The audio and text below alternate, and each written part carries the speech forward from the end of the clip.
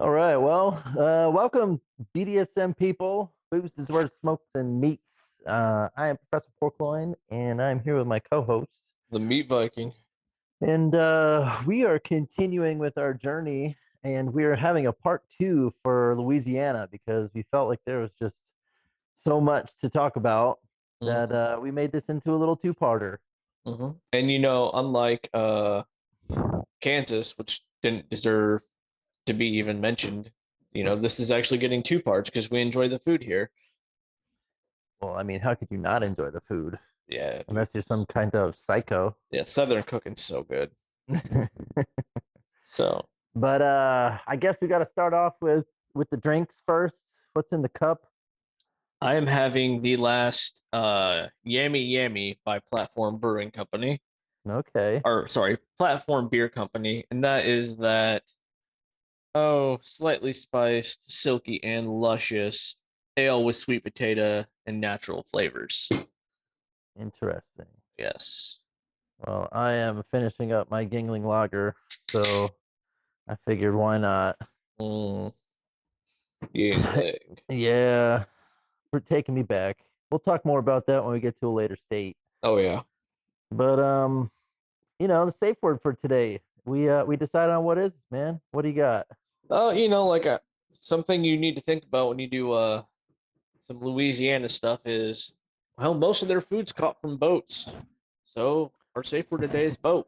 Boats and hoes. Boats Boats and and hoes. hoes. But in Louisiana, it's more like boats and crawfish. Yeah, there you go. So But so let's continue on with our food journey because we do like a lot of these foods that are down here in Louisiana. hmm We mentioned a couple of them in episode one, but I figure now it's time to explain a little bit. So I think the first one we should just talk about right off the bat is jambalaya. we'll see. I agree with you, but I was also going to say, do we want to start with an appetizer and do the hush puppies? You know what? Let's go with the hush puppies. Let's you start those off. All right. So, hush puppies, if you don't know what those are, I don't know what you're doing with your life. They are little, delicious balls of joy. They have a weird name, and I understand that, but essentially, this is deep fried cornbread. I don't know who came up with this, but they are absolutely amazing. If you've never had a hush puppy before, try it, dip it in some sauce, whether you want to do barbecue.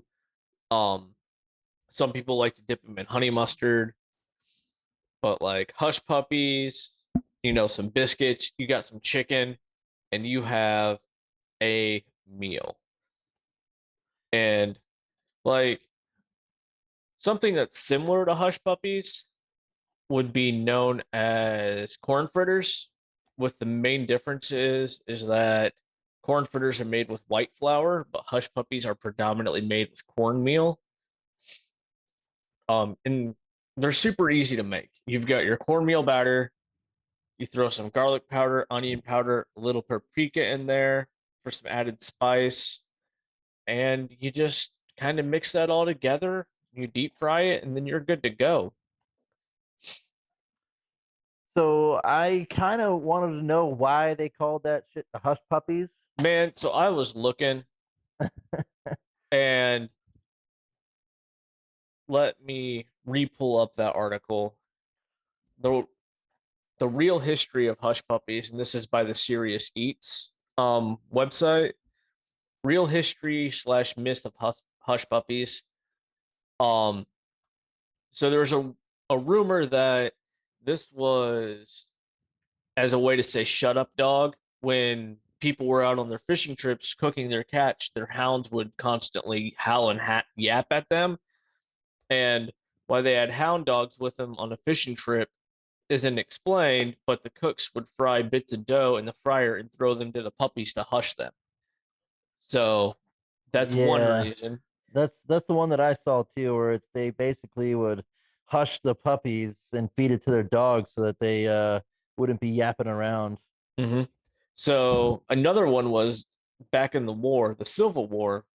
Um, the story of Hush Puppies goes is that Confederate soldiers making dinner around a campfire heard Yankee soldiers approaching, so they tossed their yapping dogs some fried cornmeal cakes and ordered them to Hush Puppies. So that's Okay. another one. Um, that one gets a little awkward, so we won't mention that one. Uh, this one has to do with when in the 1720s, when the French and the Native Americans kind of weren't quite at war, but were still kind of establishing trade. The Native Americans made hand-shaped patties called. No, sorry, the French made these patties called croquette de maïs, which is essentially corn croquettes. Yep.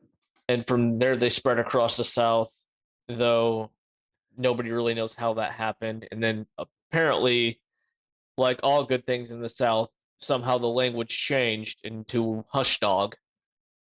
Yeah. I don't know if I believe that one, to be Right, honest with you. I think I believe more of the hush puppy, like here, shut up, dog. right. And so this one gets a little bit more bizarre. Cajuns in southern Louisiana, the story goes is they used to take salamanders that are commonly referred to as mud puppy, batter it, and deep fry it. Since eating salamanders ranked low on the social scale, one account explains that the eaters kept hush about it.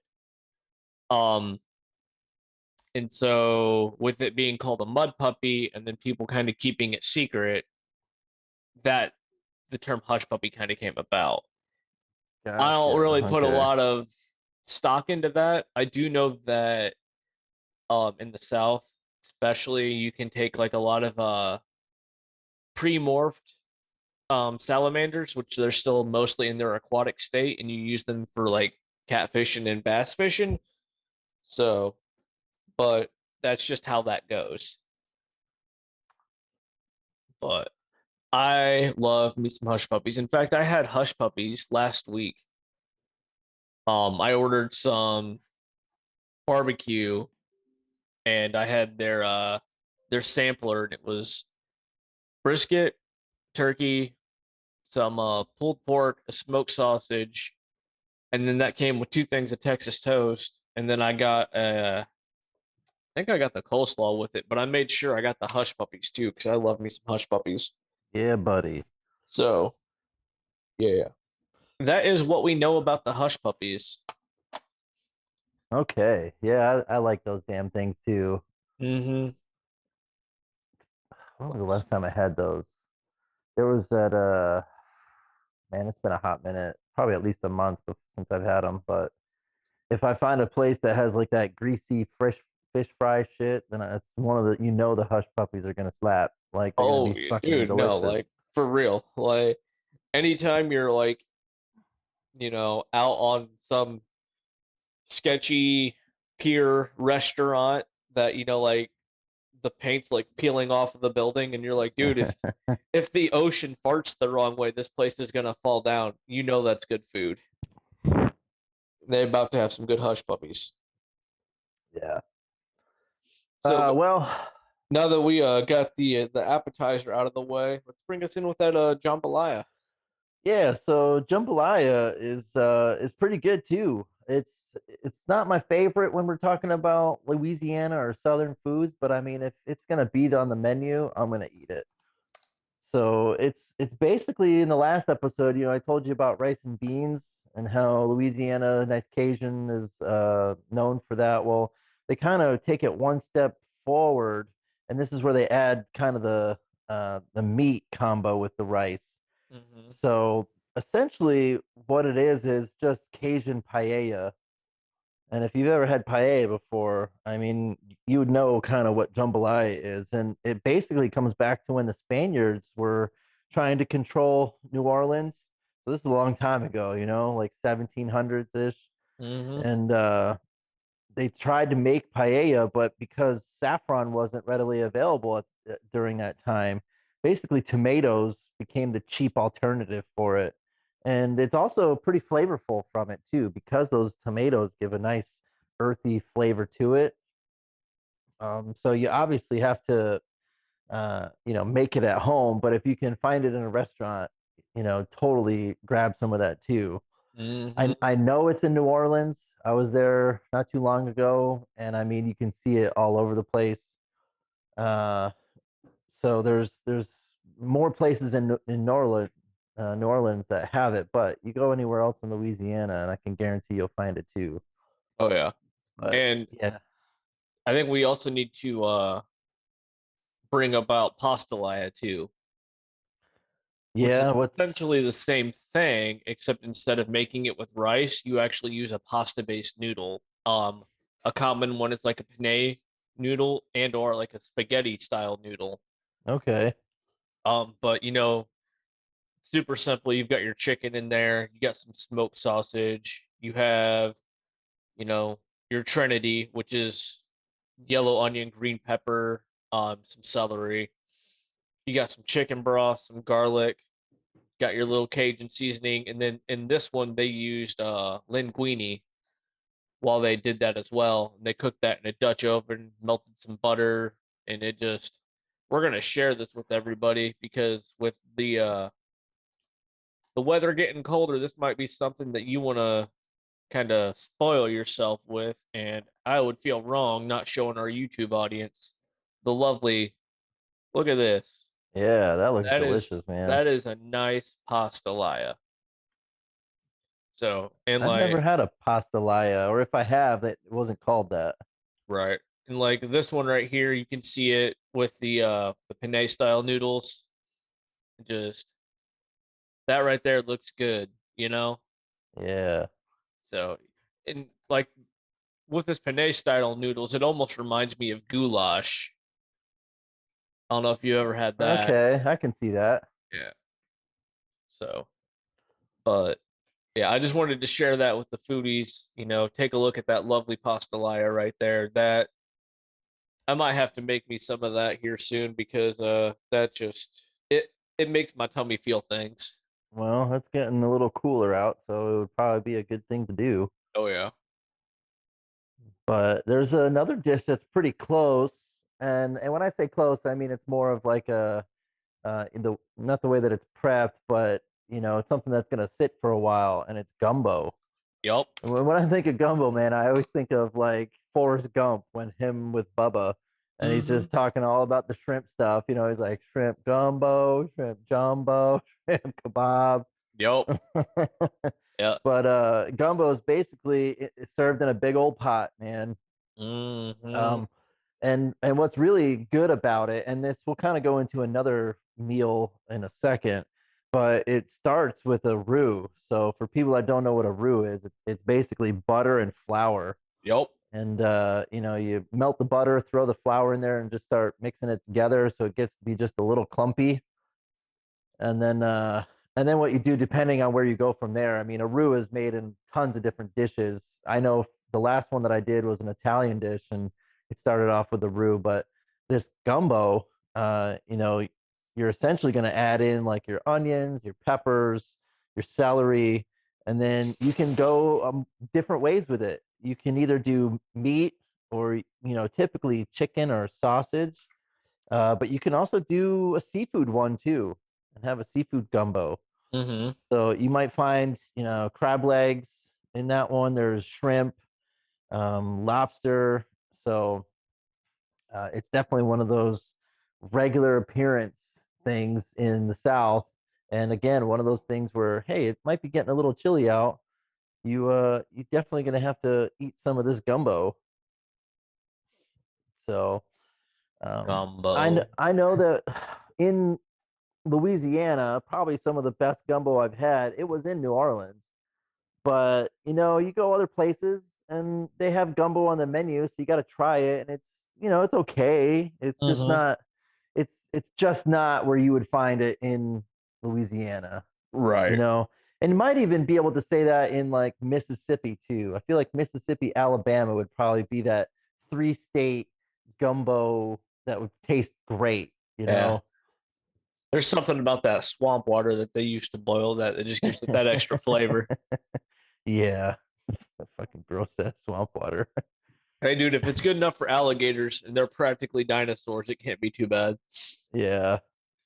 So, Um, there's another one that that I want to mention, but we've already talked about it. And if you want to go back to our old episode, sometime in the beginning when we were talking about sandwiches, oh boy. we mentioned the po' boy, so I feel like we have to at least mention it in this one, just because I mean po' boys are a big thing in Louisiana, and damn, do they taste good.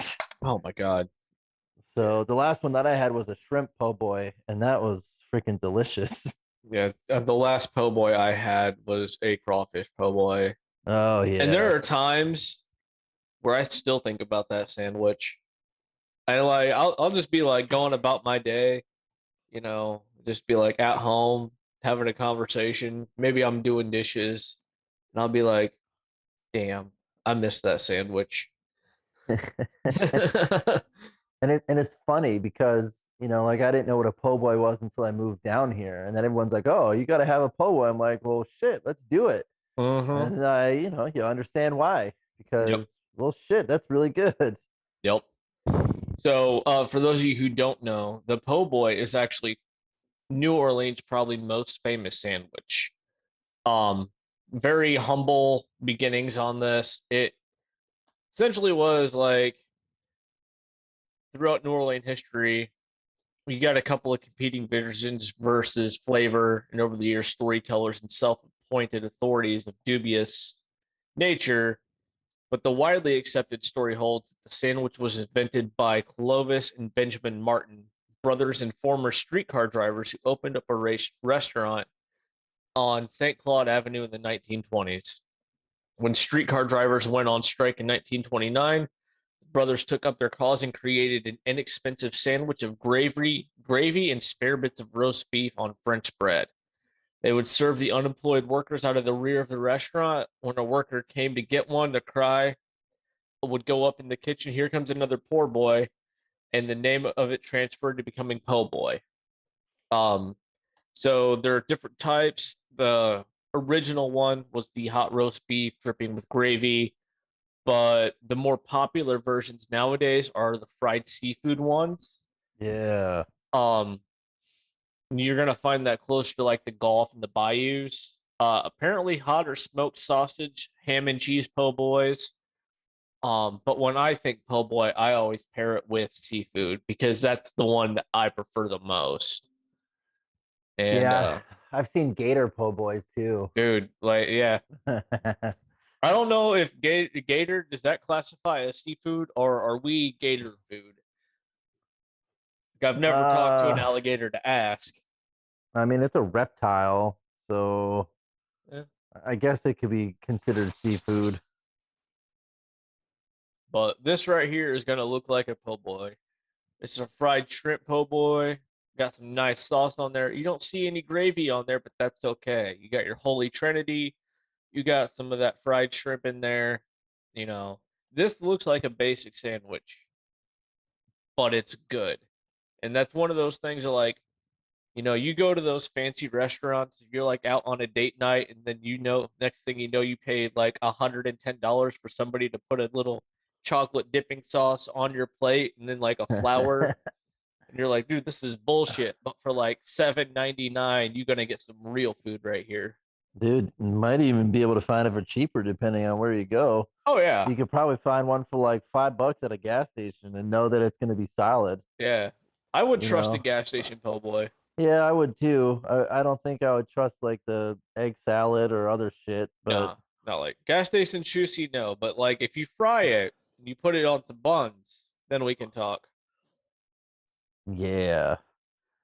Um, so it is you can go back and look at our hoagie slash sub slash grinder slash blimpy slash whatever episode that was, and learn a little bit more about some of the other sandwiches that are out there too.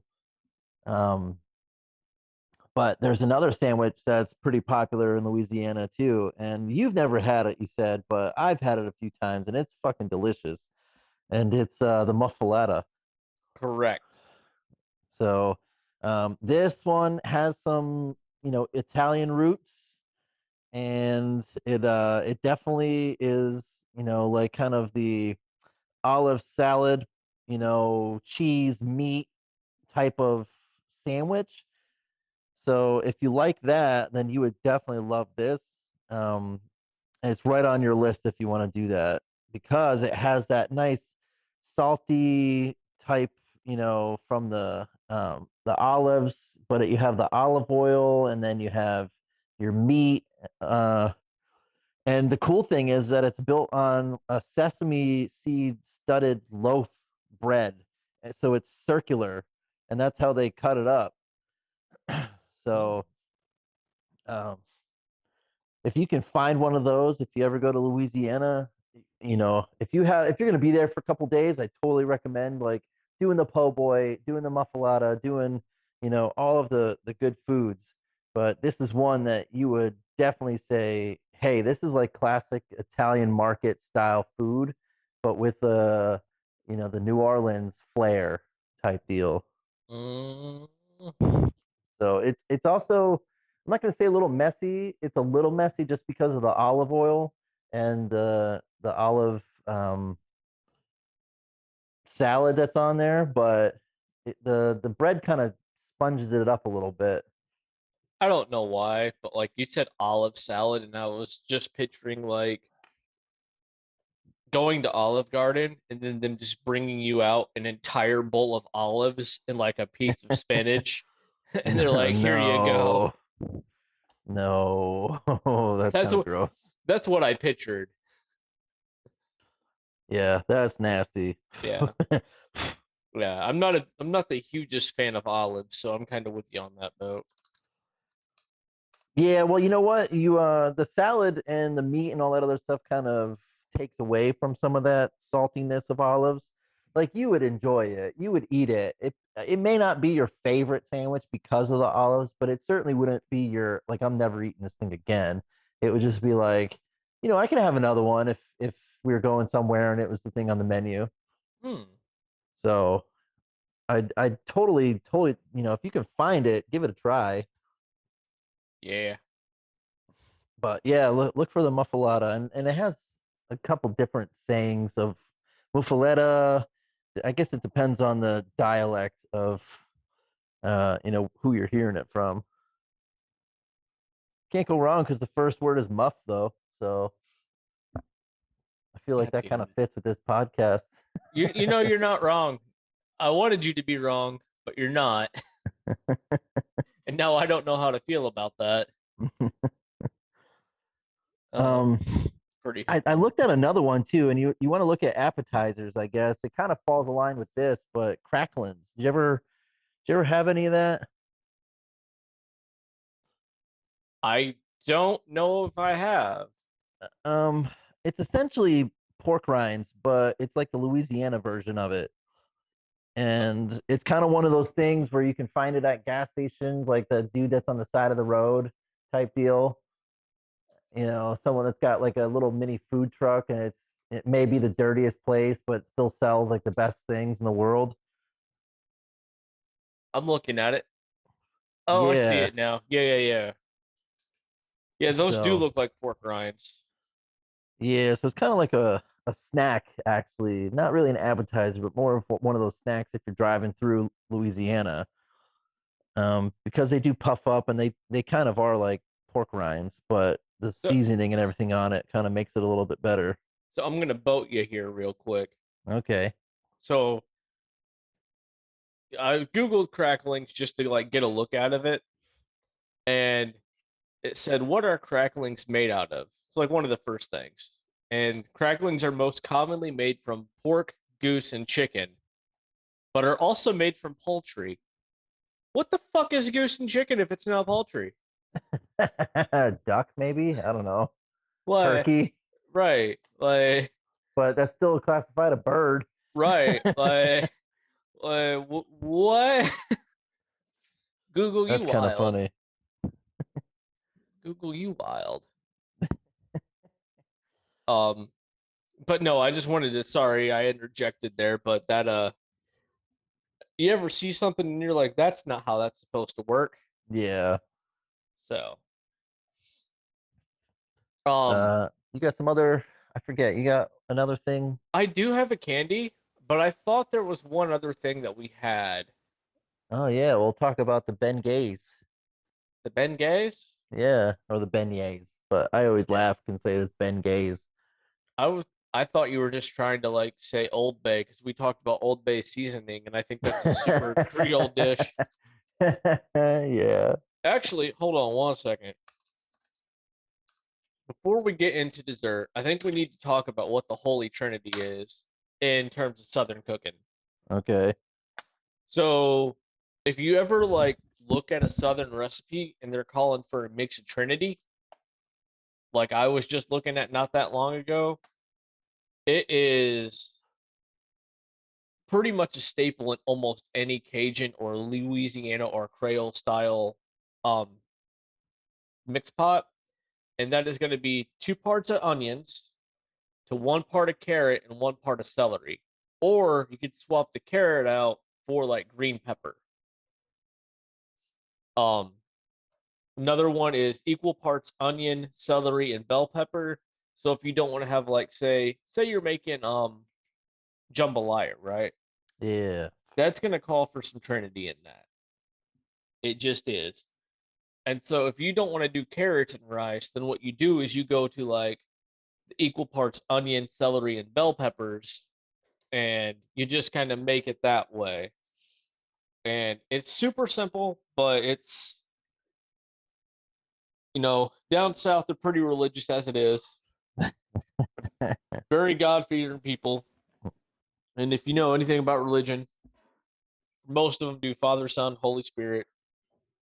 This is the Holy Trinity of Southern cooking. All right. And then we need to do another thing here. And we're going to teach y'all how to make some Cajun seasoning real quick. Because, like we had mentioned before, it's that time of year. You're going to want to bring a little spice into your life. And, COVID's out, so you can't be cuddling with random strangers. So you're going to get some kitchen spice. I got this recipe from grimesoven.com. You're gonna mix smoked paprika, some salt, some garlic powder, ground black pepper, ground white pepper, onion powder, some dried oregano, some cayenne, and thyme. You're just gonna mix all that on a plate. If you want to do it fancy, you can make it look like this. Screen share right here. All right, now that's too much work. I don't know what ADD style artist did that, because if I ever did that, that would just all be on top of each other in one plate. But I dedicate the craft, and you can see right here, it's super simple, but that is gonna just mm, it's gonna punch you in the taste buds. Like, you ever been punched in the nose? You get that I like, can't say that I've been punched in the nose, but I've had things thrown at me and I've okay, gotten clipped in the nose. So yeah, I've been punched in the nose many a time. Um, and that is it's like a punch in the nose for your taste buds, to where like you ever get punched in the nose and then like your vision just goes white and you kind of like lose yourself in the moment of, oh damn, this is like that but in a good way. Like, that's gonna touch your taste buds, and then you're gonna rethink some of your life decisions. yeah. So Well, I feel like you can use that all that seasoning for a plenty of other stuff though too. mhm. Like I know it's a Cajun seasoning, but I feel like you can do that in a couple different things. Like, maybe throw it on some meat and let it smoke, Yeah. you know? A common one is so in Louisiana, I don't know if you know this, but you know what a yard pimp is? What the fuck is a yard pimp? That is just a Cajun term for a chicken. Okay. So if you've ever seen a chicken that's like free range and out strutting its stuff, it makes 100% sense. I can see that. Yeah. So but you do just throw that on some chicken and throw that on the grill. Oh yeah. It's gonna make your tongue tingle in nice ways. Yeah. So, mm. But yeah, I'll let you go to your last segment, and then we'll close out on a uh a New Orleans candy after you do your last part. So the last one that I want to talk about is from Cafe Du Monde, and it is in New Orleans. But you can find these all over the place in Louisiana, but they're called beignets. So essentially, it's just like a fried dough that's been puffed up and it's been coated in a shit ton of powdered sugar.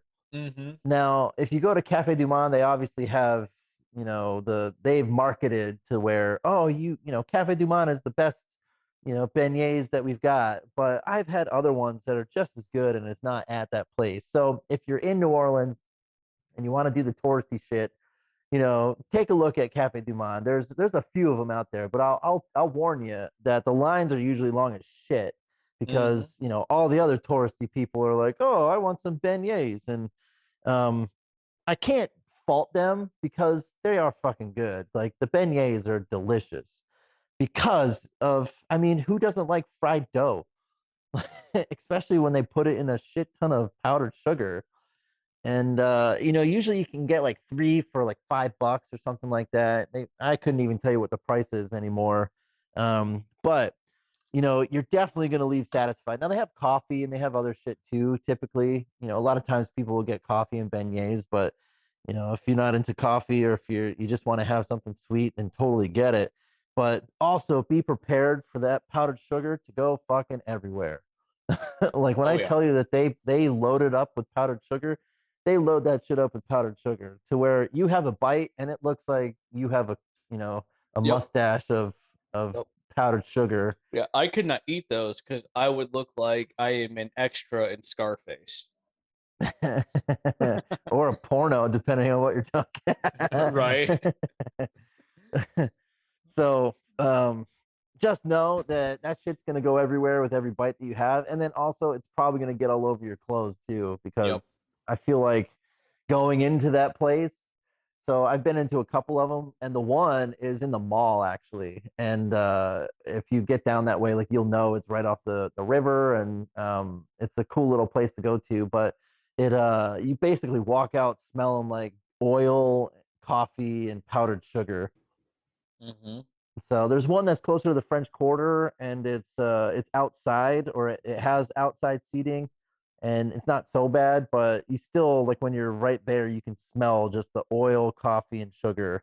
So just Mm-hmm. know that if you're going to do that touristy shit, that hey, it's gonna be one of those things that you might smell. You're right. So So I changed my mind. I got two desserts I want to bring up here. all right, And one is because usually around like the holiday times you see this. And the other one I don't usually see. It's more like based out of NOLA. But are you familiar with the praline? oh yeah, So for those of you who don't know, it's like a almost like a caramel and a very nutty like snack. Very hard to be hard to eat. Kind of think of peanut brittle, but more caramely, would you say? yeah, So um although like the definitive history of the pecan praline in the southern United States is not entirely known, it is widely agreed that they were named after a French diplomat from the early 17th century whose name and title was César Duc de Choisy. Fuck if I know. fuck. Comet du Preslet Proslin. It's words, man. Like here, you know what? We're gonna screen share this to see if you can do better. Okay, Yeah, I don't know about that, man. right? This is his name. Okay, like, dude, Yeah, I'm not a French person. I can't say that shit. yeah. Okay, and like he's from his personal chef was Clemens Lasagna. I don't fucking know. Some versions of this were the idea from children who were scavenging for scraps in the kitchens, nibbling on almonds and caramel flavor. But while I was scanning through this, um, the reason that the pralines became so popular in the South is that it is believed that the pralines were bought over from the France by the Ursuline nuns who came to New Orleans in 1727, and they were in charge of what's known as casket girls. Young women sent over from France at the request of Benneville to marry New Orleans colonists. These nuns instructed the casket girls to be upstanding women in society as well as good wives to the settlers, and in the course of their scholastic and domestic educations, the girls were taught the art of praline making. Eventually, the casket girls were married off and began to settle throughout New Orleans and around southern Louisiana. And their culinary education, combined with local traditions, ended up becoming the foundations of Creole cuisine as we knew it today. So these casket girls, in a way, are the reason that we have things like Hush Puppies, Pastalaya, Jambalaya, our gumbos, our beignets. Huh. Okay. So I was reading through that, and I thought that'd be super interesting to share with the foodies. Yeah. And then the other one is known as a Roman candy company. Now, Roman candy is like a hard, almost taffy, Get that Laffy Taffy. right?